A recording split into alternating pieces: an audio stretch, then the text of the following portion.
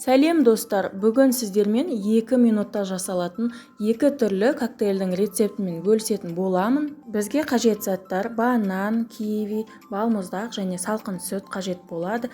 Бананымызды ең алдымен бөліп осылай сүтімізді құйып, балмұздағымызды салып, блендермен жақсылап езетін боламыз.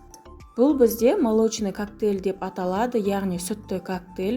Дүкендегі йогурттан, коктейльдерден әлде қайда пайдасы көп, ешқандай зияны жоқ, үй жағдайында белгілі заттардан жасалатын витаминге өте бай коктейль.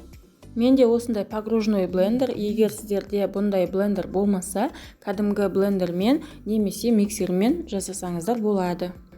Біздің молочный коктейліміз дайын болып қалды. Енді келесі киви банан коктейлімізге көшеміз. Бұл жерде де бананымызды бөліп саламыз және кивиді кесіп, үстіне салқын сүтімізді құйып, блендермен жақсылап езетін боламыз. Бұл киви банан коктейлімізге ешқандай балмұздақ қоспаймыз. Жақсылап осылай езіп аламыз блендермен. Қалауыңызша кивидің орнына басқа да жеміс жидектер қоссаңыз да болады.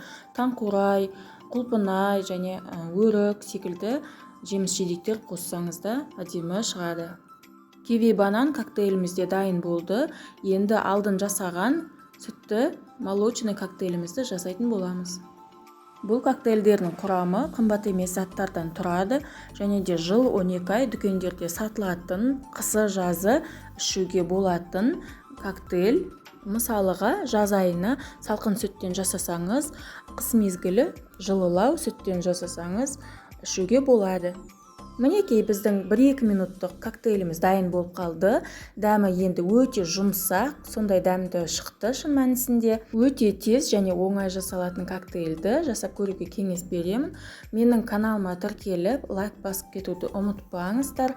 Осы қазақша каналды қолдап, лайк басып, комментарий жазып кетсеңіздер, басқа да адамдар сіз арқылы осы каналды табатын болады.